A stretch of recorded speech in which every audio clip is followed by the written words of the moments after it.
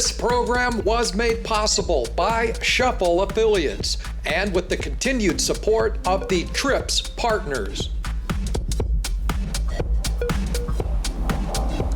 Hello my friends, and thanks so much for making this video a part of your week. There is some wind this afternoon, so we may get some noise in the camera. It's starting to get cooler, so this may be one of the last videos where I can go without a jacket. We also have a blue jay in the background who won't shut up, and a dog that won't quit barking. Come to think of it, those things are probably related. On this program, we are going to try to prove an old adage to you, and that is, you can't fix stupid. And what better place to observe stupid in its natural habitat than the UK Gambling Commission? And so, we begin by quoting the leader of the UKGC, Andy Rhodes, in an article from December of 2021, when he said that the risk of the black market was overstated and nowhere near serious enough to deter the Commission from their mission. No. Well, if their mission was the systematic destruction of the UK online gambling industry, then I'd say they were spot on.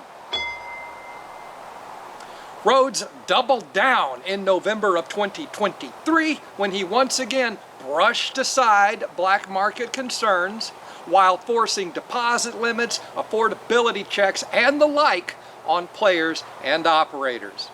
So then, my friends, why, oh why, did the UKGC invest time and resources into what is driving players into the black market? If the risk is overstated and nowhere near a serious threat, then why, oh why, did the Commission undertake a 1.5-year study to try to learn why no one wants to play at regulated British casinos? Interestingly, their own study identified a couple of factors driving players offshore, and those were deposit limits, which they can overcome via cryptocurrencies, and affordability checks so that they could play without having to submit to the financial colonoscopy. Their own study also names frequent gamblers and those players at the greatest risk of problem gambling as the most likely to play at an offshore site. You hearing me? Everything they've done has driven the very players who need the protection the most offshore. Andy Rhodes and the UKGC could not have cocked this up any better if they spent a couple months planning how to do it. Which does make me wonder. But this isn't the dumbest thing in the study, oh no! And you won't believe the stupid shit that Mr. Rhodes says next.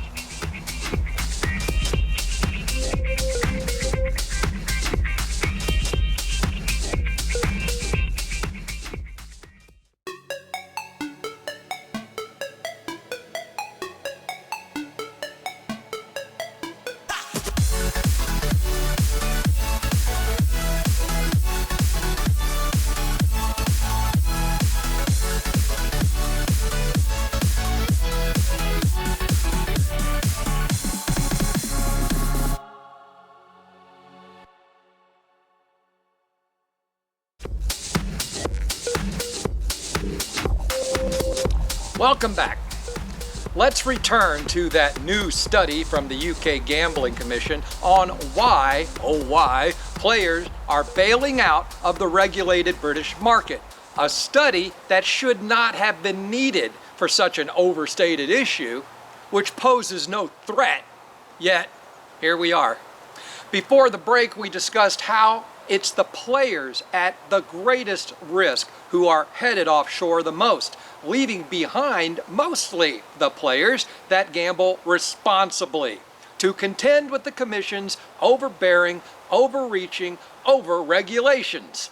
But have no fear, Mr. Rhodes, because the players that remain will soon be moving on, because the commission saw the same report we did, looked at the same numbers we did, and came to the conclusion that they are simply not trying hard enough.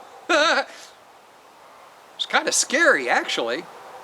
Yes, the UKGC have pooled their collective yet limited brain power and decided that the answer to their problems is to push even harder to supervise payment systems, to supervise marketing, and even to supervise affiliates. Are you listening to me? You can't fix stupid. And if this concerns you, just wait, because what we have here is sort of a microcosm, if you will, of many modern governments here in the West. And that is, once they gain a new power, once you relinquish a little bit of authority to them, well, good luck ever getting that back again. And we can see this quite clearly with GameStop in the UK, as players who decided in their own heads to voluntarily self-exclude cannot voluntarily in their heads decide to unexclude without waiting up to 7 years in some situations. Now, whether or not they should begin gambling again, well, that's another discussion.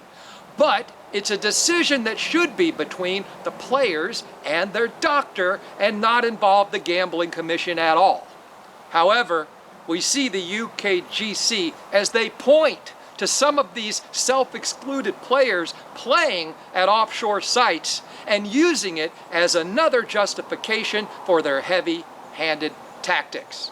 So, my friends, strap yourselves in. It looks as if Andy Rhodes and company are committed to the stupidity for the long term. And since you can't fix stupid, all you can do is wait and watch for their inevitable self-destruction. Love you guys, and I'll see you next week, God willing.